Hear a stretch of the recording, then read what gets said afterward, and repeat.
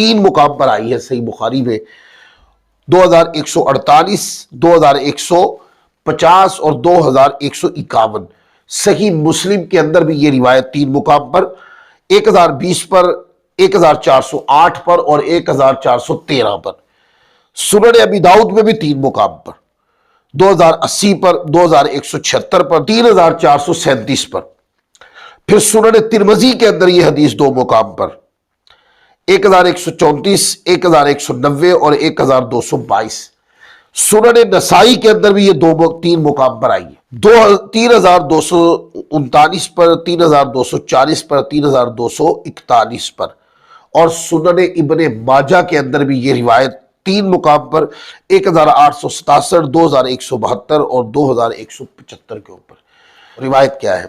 حضرت ابو ہریرہ رضی اللہ تعالی عنہ نبی پاک صاحب لولاک صلی اللہ علیہ وآلہ وسلم سے روایت کرتے ہیں، آپ نے ارشاد فرمایا آپس میں بغض نہ رکھو اور مقابلہ نہ کرو، اور اللہ کے بندوں بھائی بھائی بن کے رہو۔ اب آپ نے دیکھا تو ہمارے سابقہ دروس میں ہم ان 2 جملوں پر کلام کر چکے ہیں کہ آپس میں بغض نہ رکھو، اور اس پر بھی کلام کر چکے ہیں اللہ کے بندوں بھائی بھائی بن کے رہو۔ لیکن ایک جملہ اور آ گیا ہے جو ہمارے پچھلے درس میں نہیں تھا، وہ کیا؟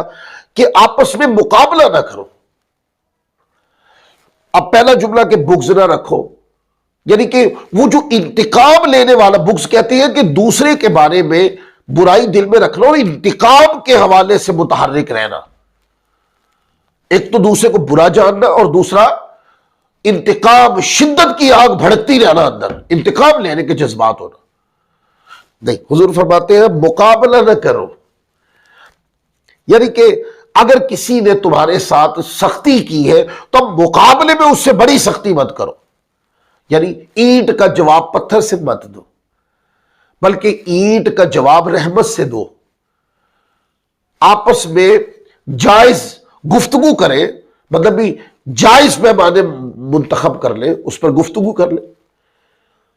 گفتگو جب ہوتی ہے نا، ٹاک جس کو بولتے ہیں، جب آپ گفتگو کرتے ہیں اور گفتگو کے اندر جائز پیمانے استعمال کرتے ہیں، مطلب گالی گلوچ سے پرہیز کرتے ہیں اور سخت رویے سے پرہیز کرتے ہیں، آپ ٹاک کریں، گفتگو کریں، تکلم کریں، آپس میں بیٹھے ایک دوسرے سے بات کریں، بات بندے کو کسی نتیجے پہ پہنچا دیتی ہے۔ بغض، حسد، مقابلہ، یہ کبھی بھی کسی بھی مجلس کے اندر یہ وہ چیزیں ہوتی ہیں جو اس مجلس کو منطقی انجام تک نہیں پہنچنے دیتی۔ لہذا اس سے ایک بات عمومی طور پر ذہن میں رکھ لیں، کوئی پنچایت ہے یا گھر میں کوئی مسئلہ ہے جس میں اکٹھ جس کو بولتے ہیں نا، اکٹھا ہونا، آپس میں بیٹھ کر اس پر بات چیت کرنا، تبادلہ خیال کرنا اور بات کو منطقی انجام تک پہنچانا، یا پھر کوئی پنچایت ہے جس میں آپس میں بات چیت ہوگی اور اس کے اندر غلطی والے بندے کو تنبیہ کی جائے گی، اور جس کی غلطی نہیں ہے، غلطی کرنے والے کو اس سے معذرت کروائی جائے گی، یا جو جس کا حق ہے اس کو دلایا جائے گا۔ یہ ہوتا ہے محلوں کے اندر۔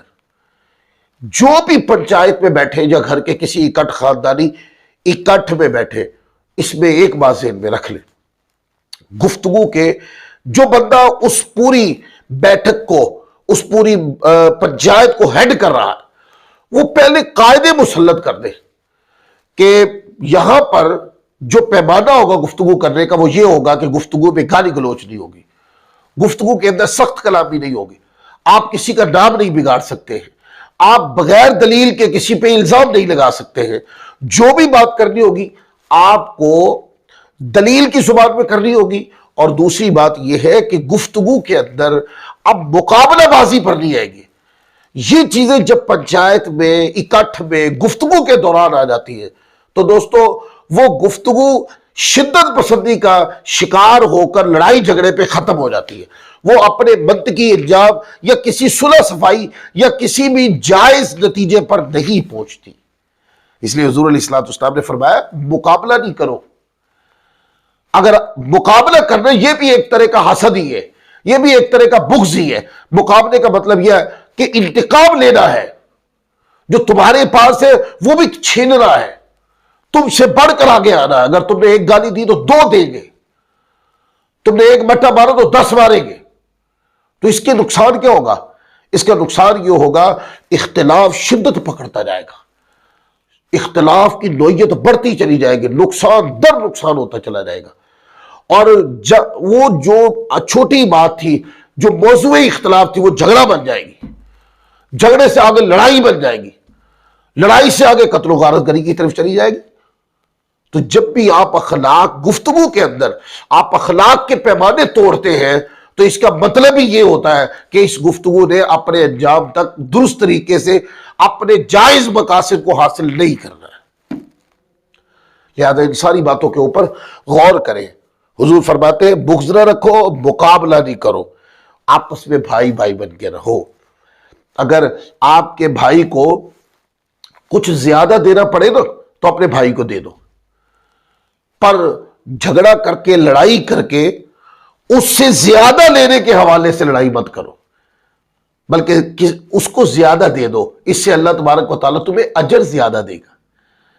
اس کو محبت زیادہ دے دو. اگر وہ نہیں دیتا نا, اس کا مزاج تھوڑا کرخت ہے, سخت ہے, تم محبت بڑھے, تم سراپے محبت بن جاؤ, اس کی ہر تلخ بات کو قبول کرتے چلے جاؤ اور تم محبت کی سوغات دیتے چلے جاؤ, محبت در محبت دیتے جاؤ, محبت در محبت دیتے جاؤ. ایک دن تو اس کے تکبر کا وہ جو پہاڑ ہے پگھل جائے گا کہ میں جب پیش آتا ہوں سختی سے آتا ہوں, پر یہ رحمت سے, شفقت سے, مسکراہٹ سے, ادب سے پیش آتا ہے. دلوں کو اگر وہ کہتے ہیں نا کہ ایسی باتیں کہ جو دلوں کو موہ لے, دلوں کو موہ لینے والی جو باتیں ہوتی ہیں وہ نرم مزاجی پر مبنی ہوتی ہے, خوش الہانی پر مبنی ہوتی ہے, خوش اخلاقی پر مبنی ہوتی ہے.